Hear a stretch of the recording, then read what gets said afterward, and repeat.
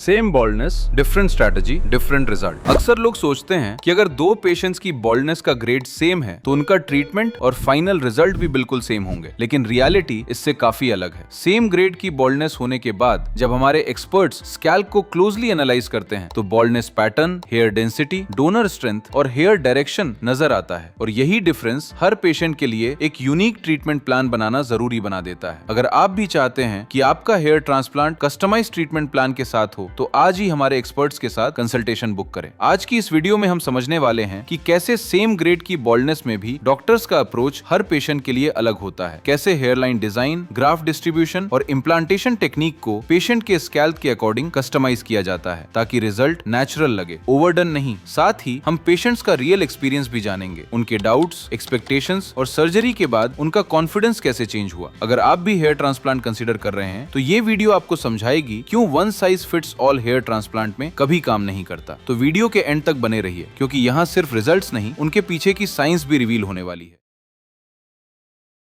ये है सौरभ और राहुल, जिनके स्कैल्प पर डिफ्यूज ग्रेड 6 स्टेज की बॉल्डनेस प्रेजेंट थी। इनकी जर्नी में आगे बढ़ने से पहले जानते हैं कि डिफ्यूज पैटर्न बॉल्डनेस क्या होती है और कैसे स्कैल्प को अफेक्ट करती है। डिफ्यूज पैटर्न बॉल्डनेस में बाल सिर्फ एक स्पेसिफिक एरिया से गायब नहीं होते, बल्कि पूरे स्कैल्प पर थिनिंग आ जाती है। Hairline, frontal area, mid scalp और क्राउन सब एरियाज में डेंसिटी यूनिफॉर्मली कम होती रहती है। इसमें स्कैल्प स्पष्ट रूप से दिखाई देने लगता है, लेकिन पूरी तरह से बाल पैच नहीं बनते, जो इसे नॉर्वुड बॉल्डनेस से डिफरेंट बनाता है। सौरभ और राहुल दोनों के केस में स्कैल्प पर नेचुरल हेयर प्रेजेंट थे, लेकिन उनका काउंट डिफरेंट था। सौरभ के केस में स्कैल्प पर अभी भी कंपैरेटिवली ज्यादा नेटिव हेयर प्रेजेंट थे, जबकि राहुल के स्कैल्प में नेटिव फॉलिकल्स का काउंट काफी कम हो चुका था। ऐसा इसलिए हुआ क्योंकि diffuse pattern baldness hair loss की duration, genetic sensitivity, hormones, DHT response और मेडिकल हिस्ट्री पर डिपेंड करता है। राहुल के केस में हेयर लॉस ज्यादा सालों से एक्टिव था, जिसके कारण फॉलिकल्स ग्रेजुअली मिनिएचराइज होते गए और वीक होकर लॉस्ट हो गए। सौरभ ने कंपैरेटिवली अर्ली स्टेज पर कंसल्ट किया, इसलिए उनके काफी नेटिव फॉलिकल्स अभी भी अलाइव थे, बस अंडर डेंस और थिन हो चुके थे। इसी वजह से सेम ग्रेड की बॉल्डनेस होने के बावजूद स्कैल्प कंडीशन और ट्रीटमेंट स्ट्रेटेजी दोनों अलग होती हैं, और हर पेशेंट के लिए प्लानिंग इंडिविजुअलाइज्ड की जाती है। चलिए अब सौरभ से जानते हैं कि उन्होंने सर्जरी से पहले क्या चैलेंजेस फेस किए। Hello,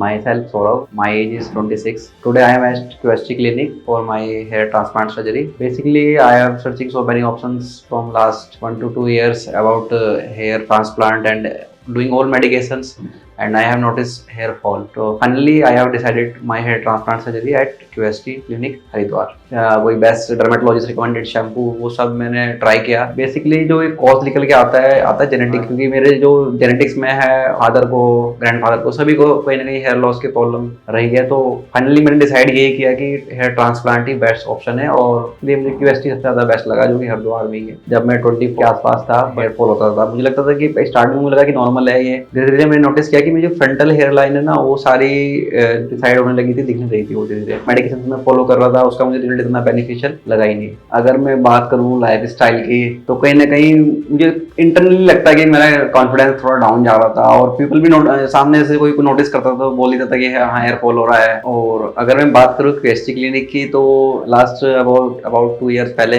मेरे बड़े भैया हैं सरजीत, उन्होंने कराया था यहाँ पे हेयर ट्रांसप्लांट का। रिजल्ट काफी अच्छा था। फिर उसके बाद उन्होंने मुझे बताया कि QST ऐसे है। फिर मैंने QST को सर्च किया यूट्यूब वगैरह पे, काफी अच्छा रिस्पॉन्स है, काफी अच्छा टीम वर्क है QST का, रिजल्ट बहुत अच्छे हैं। तो वो सब एनालिसिस करके फिर मैंने डिसाइड किया कि QST की तरफ भी जाना चाहिए, ट्रस्टेबल लगा क्योंकि रिजल्ट अच्छे हैं। और दूसरा, मैंने बुकिंग बहुत पहले कर रखी थी, जो प्रॉपर एक कहते हैं ना कि टीम वर्क होता है, वो बेस्ट है QST की टीम का, कि सब कुछ मुझे ऑनलाइन कम्युनिकेट करके ही बता दिया गया क्या कैसे करना है, कब आप स्लॉट में अवेलेबल हो सकते हैं, कब नहीं, और सब कुछ मेरे अकॉर्डिंग ही मतलब QST ने उस चीज को मॉडिफाई किया कि मैं कंफर्टेबली करा पाऊँ। और अगर मैं बात करूँ कि सर्जरी के बारे में मैंने घर में डिस्कस किया, तो मैंने QST के बारे में थोड़ा बहुत बताया। क्या उन्होंने कहा कि चलो ठीक है कराई ले, कोई रिजल्ट भी देखते हैं, आ ही जाएगा जब मन है तेरा तो। और बाकी ओपेट्स के बारे में मैंने बताया कि 2-3 दिन का प्रोसीजर है, तो ऐसे से है, इतना भी मतलब बताते हैं घर में कि ऑपरेशन ऐसा कुछ ऑपरेट होगा तो काफी पैनिक हो जाते हैं, बट उनके बारे में फिर मैंने उन्हें बताया कि इतना ज्यादा पेनफुल प्रोसीजर नहीं है, मतलब पैनिक होने वाली सिचुएशन नहीं है कि फैमिली मेंबर्स को ज्यादा टेंशन वाले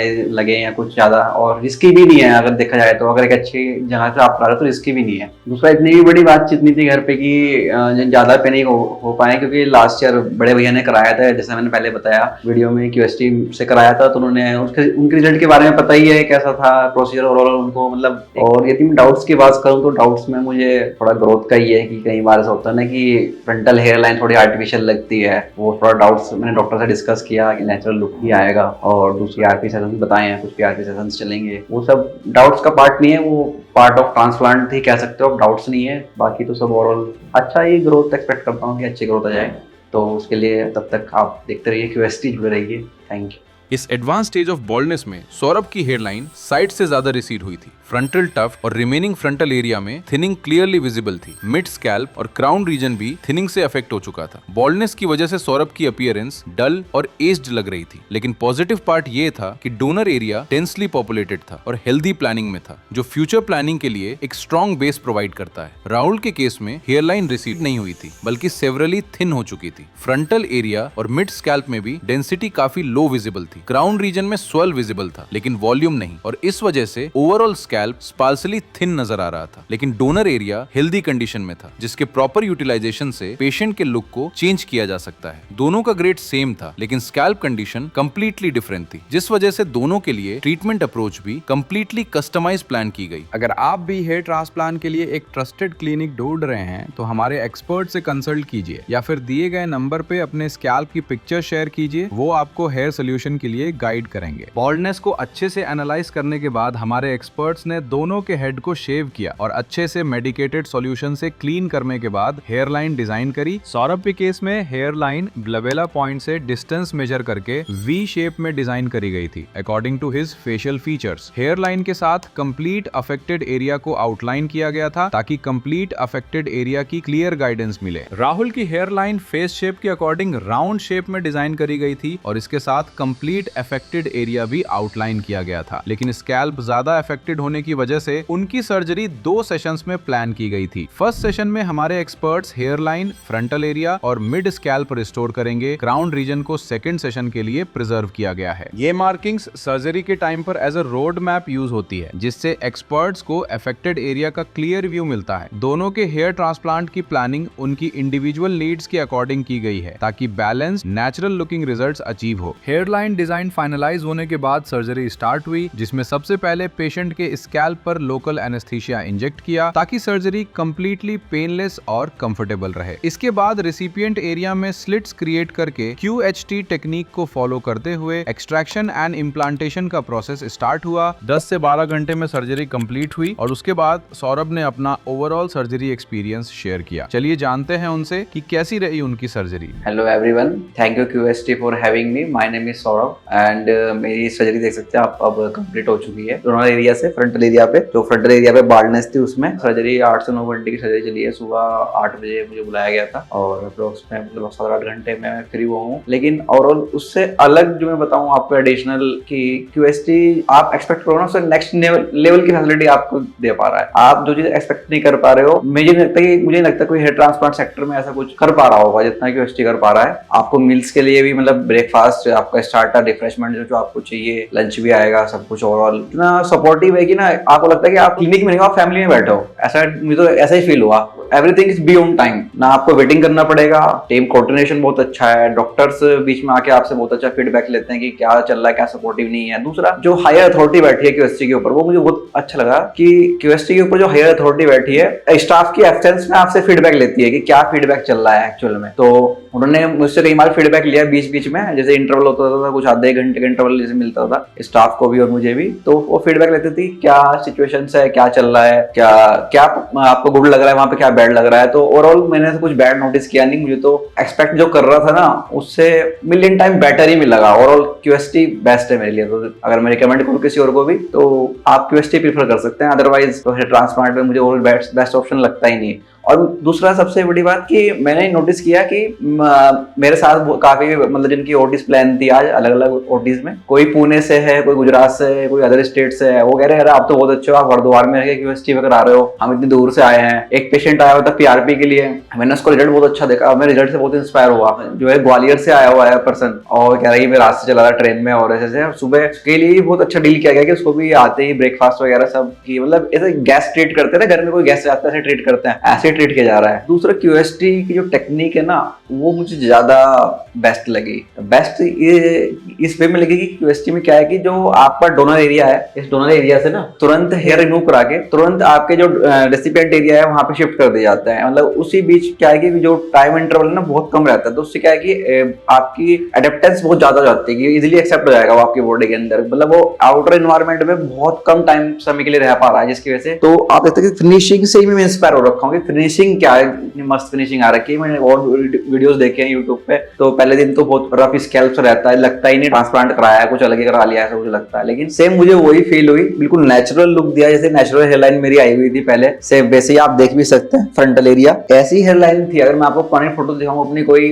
2017, 18, 19 की अप्रोक्स की, और नेचुरली लग रहा है बिल्कुल जो शिफ्टिंग हेयर ग्राफ्ट लगाए हैं। तो ये तो थी मेरी जर्नी जो अब तक हेयर ट्रांसप्लांट की हुई है। बाकी नेक्स्ट सेशन डॉक्टर ने बताया कि अब आपकी पीआरपीज होनी है, कुछ पीआरपीज का सेशंस होगा, उसमें ग्रोथ में और ज्यादा इंप्रूवमेंट मिलेगा और जो भी डॉक्टर सपोर्ट्स है वो सब मिलेगा। तो तब तक के लिए आप क्यूएसटी से जुड़े रहिए, देखते रहिए और एक अच्छा रिस्पॉन्स मैं आपको दिखाऊंगा कि मेरे हेयर्स का रिस्पॉन्स कैसा रहेगा। Thank you क्यूएसटी for all supports and all guidance. Procedure के टाइम पर सौरभ के स्कैल्प पर हेयरलाइन जोन में सिंगल और थिन हेयर फॉलिकल्स इंप्लांट किए गए थे ताकि नेचुरल लुक क्रिएट हो। फ्रंटल एरिया और मिड स्कैल्प में डबल और ट्रिपल हेयर फॉलिकल्स इंप्लांट किए गए थे जिससे स्कैल्प पर रिक्वायर्ड डेंसिटी डेवलप होगी। क्राउन रीजन में स्वर्ल पैटर्न को वॉल्यूमिनस बनाने के लिए सेम फॉलिकल्स को डिफरेंट एंगल्स में इंप्लांट किया गया था जिससे ग्रोथ नेचुरल फ्लो में होगी। सौरभ के केस में टोटल 4200 ग्राफ्ट्स इंप्लांट किए गए थे जिन्हें पेशेंट के सेफ डोनर जोन से एक्सट्रैक्ट किया गया था। राहुल के स्कैल्प पर भी सेम अप्रोच को फॉलो करते हुए फॉलिकल्स इंप्लांट किए गए थे। हेयरलाइन जोन में नेचुरल लुक क्रिएट करने के लिए सिंगल और थिन हेयर फॉलिकल्स इंप्लांट किए गए थे। फ्रंटल एरिया और मिड स्कैल्प में वॉल्यूम और डेंसिटी ऐड करने के लिए डबल और ट्रिपल हेयर फॉलिकल्स इंप्लांट किए गए थे। राहुल के केस में इंप्लांटेशन मिड स्कैल्प तक लिमिटेड था और क्राउन रीजन को सेकंड सेशन के लिए प्रिजर्व किया गया था। इस केस में भी टोटल 4200 ग्राफ्ट्स इंप्लांट किए गए थे जिन्हें पेशेंट के सेफ डोनर जोन से एक्सट्रैक्ट किया गया था। दोनों के केस में same number of follicles implant किए गए हैं लेकिन कवरेज एरिया और प्लानिंग डिफरेंट थी। अगर आप भी अपने लुक्स को बदलना चाहते हैं तो अपने नियरेस्ट हरिद्वार,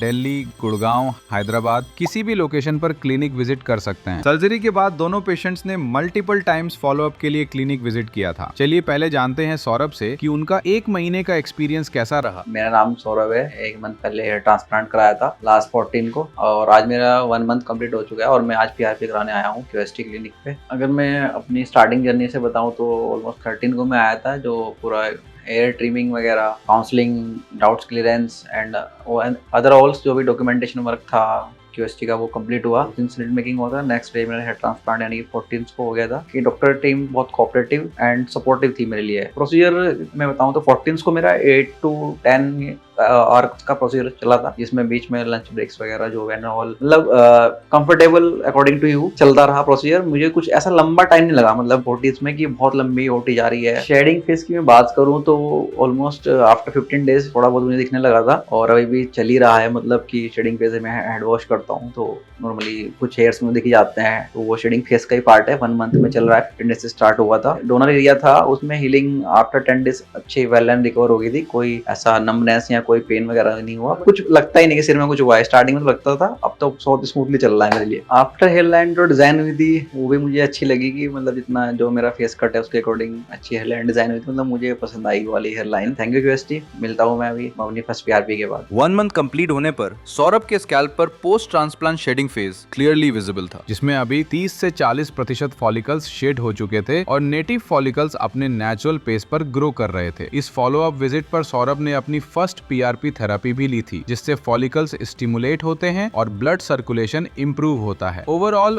1 मंथ में पॉजिटिव रिकवरी साइंस विजिबल थे और हीलिंग स्मूथ थी। राहुल ने सर्जरी के बाद 2 महीने कंप्लीट होने पर फॉलोअप के लिए क्लिनिक विजिट किया था। इस स्टेज पर उनके ट्रांसप्लांटेड एरिया में इनिशियल शेडिंग विजिबल थी। Just like Saurabh, native follicles अपने नेचुरल पेस पर ग्रो हो रहे थे और डोनर एरिया कंप्लीटली हील हो चुका था। राहुल ने भी इस विजिट पर अपनी फर्स्ट पीआरपी थेरेपी ली थी, जिससे हीलिंग फास्ट होगी और फॉलिकल्स जल्दी ग्रोथ फेज में एंटर करना स्टार्ट कर देंगे। फर्स्ट और सेकंड मंथ में सौरभ और राहुल की प्रोग्रेस थोड़ी सिमिलर है, जिसमें हेयर लाइन के भी इनिशियल ट्रेसेस विजिबल थे और ओवरऑल स्कैल्प भी सेम हीलिंग इंडिकेट कर रहा था। अगर आपके भी बाल पतले हो रहे हैं तो आप अपने स्कैल्प की पिक्चर्स हमें भेजिए। हमारे डॉक्टर्स आपकी करंट स्टेज को समझेंगे और बताएंगे कि आपको हेयर ट्रांसप्लांट की नीड है या नहीं, या फिर सिर्फ मेडिकेशन और पीआरपी से आपकी हेयर ग्रोथ अच्छी हो सकती है। अब जानते हैं पेशेंट्स की लास्ट शेड प्रोग्रेस के बारे में, जिसमें उन्होंने अपनी जर्नी का ओवरऑल एक्सपीरियंस भी शेयर किया है। तो पहले सौरभ से जानते हैं कि उनके ये 6 महीने कैसे रहे। मेरा नाम सौरभ है और आज मैं आया हूँ क्यूएसटी अपने 4 पीआरपी के लिए। हेयर ट्रांसप्लांट कराए हुए 6 मंथ हो गए, 6 मंथ की जर्नी है अभी। आज 4 पीआरपी का मन क्या करा लेता हूँ, तो चलता है मल्टीविटामिन्स वगैरह, उसके लिए आया था तो सोचा पीआरपी भी करा लेता हूँ। तो मैं आज क्यूएसटी आया हूँ अपनी 4 पीआरपी के लिए। ओवरऑल 6 मंथ जर्नी की मैं बात करूँ तो ये काफ़ी अच्छी थी और totally smooth and good and well थी। स्टार्टिंग में डाउट्स रहते हैं, मेरे भी थे, मतलब यहाँ के जो स्टाफ थे वो काफ़ी फैमिलियर थे, तो उन्होंने मुझे बताया ऐसे ऐसे है। और दूसरा क्या है, रिजल्ट की मैं बात करूँ तो ऑलरेडी जो मेरे बड़े भाई हैं उन्होंने यहाँ से कराया था हेयर ट्रांसप्लांट ना, तो मुझे पता था यहाँ का कि रिजल्ट कैसे है और कैसे यहाँ का फीडबैक है सब कुछ। तो उस हिसाब से मैंने फिर डिसीजन लिया कि करा ही लेता हूँ। और आफ्टर 6 मंथ आपके सामने हुई है आज मेरे रिजल्ट, आप देख सकते हैं। तो चेंजेस आपको दिखेंगे, लुक्स में इंप्रूवमेंट है, एज भी थोड़ी ही पीछे जा रही है लगता है, तो कई जने बोलते हैं इस चीज़ को ना। जनरली मैं आपको बताता हूँ, recently incident, randomly barber shop पे गया, तो मैंने उसने कटिंग वगैरह कर ली। मैंने बोला भाई कुछ चेंजेस दिखा तुझे मेरे हेयर में? कह रहा नहीं। मैंने कहा कुछ और? कह रहा नहीं। मैंने कहा हेयर ट्रांसप्लांट के हेयर, उसने कट भी कर दिए मेरे हेयर, उसको पता नहीं हेयर ट्रांसप्लांट है। मतलब इसका प्रोफेशनल है, वही नोटिस कर पा रहा, तो मतलब नेचुरल जा रहा है। अगर मैं चेंजेस की बात करूँ तो थोड़ा बहुत कॉन्फिडेंस का है, या फिर अगर वो कहीं जा रहा है तो पहले क्या करेगा, कहीं एंटर होने से पहले या कुछ अपने हेयर को सेट करता है। अभी क्या सीन है कि हेयर सेट नहीं करने जैसे है, मतलब लुक अच्छा ही जाएगा, वो रहता है इंटरनली कॉन्फिडेंस आदमी को, मतलब बूस्ट ही रहता है कि हाँ भाई जो भी होगा लुक अच्छा ही होगा। ये है थोड़ा। फिर हेयर से ना एज का बहुत रिलेशन है। अगर हेयर अच्छे हैं तो आदमी की ना एज 5-6 साल पीछे चलती है, हेयर चले जाए तो मतलब लगता है कि ये बहुत ज्यादा हो गई, ये इसका फैक्टर पड़ता है। तो भाई मेन प्रिकॉशंस 1 वीक का है, उसके बाद जनरली स्मूथली चलता रहेगा। दूसरा अगर 14 के पास मैसेज आया कि आपके 6 मंथ कंप्लीट हो गए, मुझे खुद नहीं पता था कि 6 मंथ कंप्लीट होने वाले हैं हेयर ट्रांसप्लांट की। मैसेज करते हैं, मतलब इनकी तरफ से फीडबैक और टीम सपोर्ट सब रहता है ना, तो काफी मतलब सपोर्टिव लगता है कि मतलब आप तो एक बार को भूल जाओगे लेकिन आपके बारे में बताते रहेंगे मेडिकेशन खत्म हो रहा है आपका, ये हो रहा है, ऐसे नहीं ऐसे फॉलो अप लेना है। तो वो स्टार्टिंग से रहता है, फर्स्ट डे से ही है। अगर मैं अपने फोन में दिखाऊं ना आपको, तो फर्स्ट डे से ही फॉलो अप चल रहा है मेरा अब तक। अब हर चीज की फोटोज लेते हैं, हर चीज की डिटेल्स मांगते हैं, कुछ फीडबैक है तो इमीडिएट कस्टमर केयर सपोर्ट है। दूसरा क्या है कि वो वन वीक ही था जो प्रिकॉशंस बताते हैं, जैसे स्लाइन स्प्रे करना होता है, वही सब चीजें थी। उसके 1 वीक बाद तो मैं स्मूथली अपने वर्क में भी आ गया था, कोई ऐसा नहीं था। बस ये कि जनरल आपको हाइजीन मेंटेन करना होता है, कैप वगैरह लगानी होती है। और हेयर ट्रांसप्लांट के बाद लोग सोचते हैं कि कुछ ये नहीं करना है, स्ट्रेस आएगा, ये आएगा। मैं बहुत स्मूथली निकालता हूँ, चलता हूँ, मतलब वर्क करता हूँ अपना, तो सब अच्छा चलता है, ऐसा कुछ नहीं। रिजल्ट भी अच्छे हैं आपके सामने। अगर मैं क्यूएसटी की रेटिंग की बात करूँ तो 10 में से मैं 9 तो देना चाहूँगा। और कोई पूछे 1 क्यों काटे तो मेरे पास उसका जवाब नहीं है, लेकिन ये 10 आउट ऑफ 10 रहेंगे तो इंप्रूवमेंट नहीं होता। जहाँ आदमी सोचता है ना कि पूरा आ गया, मार्क्स आ गए, तो वो अपने आप को इंप्रूव नहीं करता। लेकिन मैं चाहता हूँ क्यूएसटी धीरे धीरे कुछ ना कुछ इंप्रूवमेंट लाता रहे। बहुत इंप्रूवमेंट है क्यूएसटी के अंदर। इंप्रूवमेंट नहीं मतलब वो आप तो कह नहीं सकते, लेकिन वो करते हैं। तो उससे ज्यादा वो ये है कि 10 आउट ऑफ 9 मैं इस वजह से दे रहा हूँ कि अपने आप कुछ चेंजेस करते हैं। ऐसा नहीं है, टीम बहुत अच्छा वर्क करती है, अच्छा कस्टमर सपोर्ट है, हर चीज अच्छी है। 6 महीने में सौरभ के स्कैल्प पर इम्प्रेसिव हेयर ग्रोथ विजिबल थी, जिससे उनका पूरा लुक चेंज हो चुका था। Hair line perfectly facial features को फ्रेम कर रही थी और टेम्पल्स के साथ सीमलेस ट्रांजिशन क्रिएट कर रही थी। फ्रंटल एरिया और मिड स्कैल्प में dense voluminous hair growth develop हो चुकी थी, जो स्कैल्प को नेचुरली कवर्ड लुक दे रही थी। क्राउन रीजन में natural swirl pattern clearly replicate हो रहा था, जिसके अराउंड वॉल्यूम और डेंसिटी काफी इंप्रूव हो चुकी थी। इस स्टेज पर सौरभ अपनी एज के अकॉर्डिंग यंग, फ्रेश फ्रेश और एनर्जेटिक नजर आ रहे थे और उनका कॉन्फिडेंस उनके ओवरऑल अपीयरेंस में क्लियरली रिफ्लेक्ट हो रहा था। राहुल ने अपने फाइनल फॉलोअप के लिए 12 महीने कंप्लीट होने पर विजिट किया था, जिसमें उन्होंने अपना एक्सपीरियंस भी शेयर किया था। चलिए जानते हैं उनसे कि ये 1 साल की जर्नी उनके लिए कैसी थी। मेरा नाम राहुल कुमार गुप्ता पड़ेगा। मेरा एज 33 है।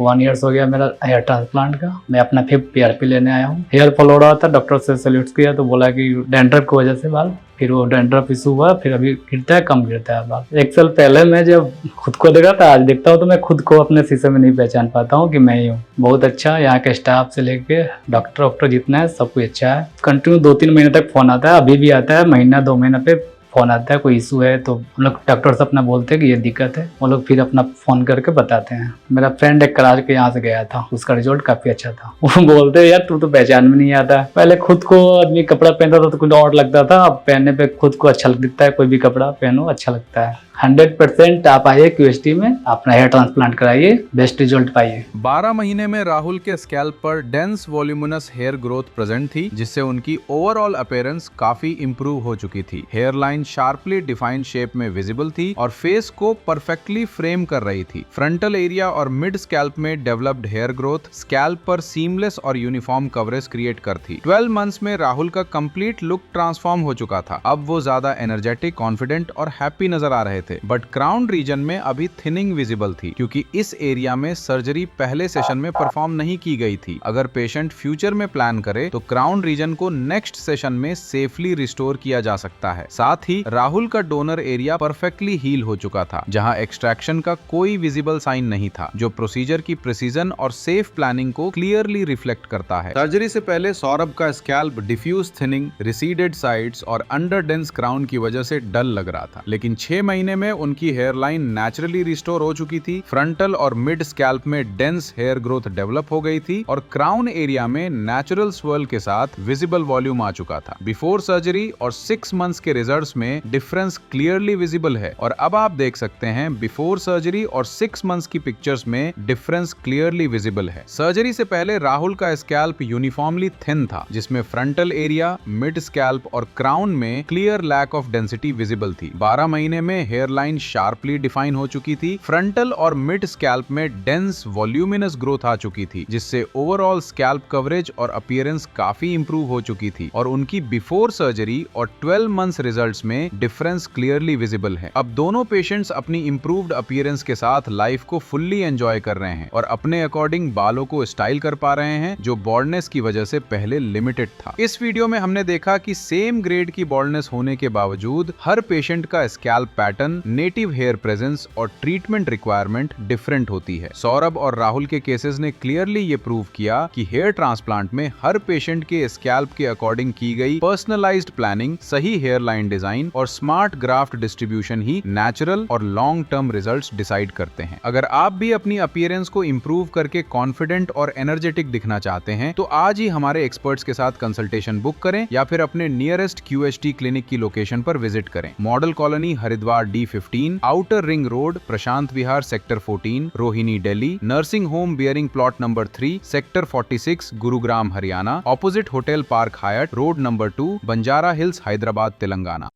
हेलो फ्रेंड्स, अगर आपने अभी तक हमारे चैनल को सब्सक्राइब नहीं किया है तो प्लीज इस वीडियो को लाइक कीजिए, शेयर कीजिए और हमारे चैनल को सब्सक्राइब कीजिए और ध्यान रहे बेल आइकन दबाना ना भूलें, जिससे हमारे हर वीडियो का अपडेट आपको समय समय पर मिलता रहेगा।